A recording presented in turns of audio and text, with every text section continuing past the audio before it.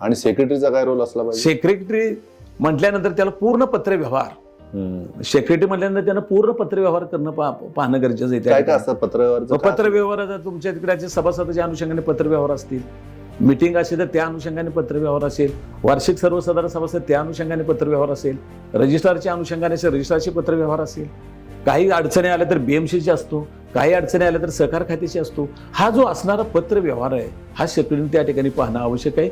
Secretary म्हणून त्याने minutes त्या ठिकाणी व्यवस्थित येणं आवश्यक आहे. सेक्रेटरी म्हणून त्याला वेळची वेळ महिन्याला मिटिंग त्या ठिकाणी होणं अत्यंत आवश्यक आहे. ह्या गोष्टी सेक्रेटरी त्या ठिकाणी पाळणं गरजेचं आहे आणि त्या आपण फॉलोअप करत नाही, त्यामुळे बऱ्याचशाच अडचणी त्या ठिकाणी निर्माण होतात. की सहकारी कायद्यामध्ये तुम्हाला सांगितलेलं आहे की सेक्रेटरीचं नेमकं त्या ठिकाणी कामकाजाचा रोल कशा पद्धतीने असणं आवश्यक आहे, पण तो पाळला जात नाही. मग त्या ठिकाणी प्रशासक येतो, अनेक अडचणी त्या ठिकाणी निर्माण होतात.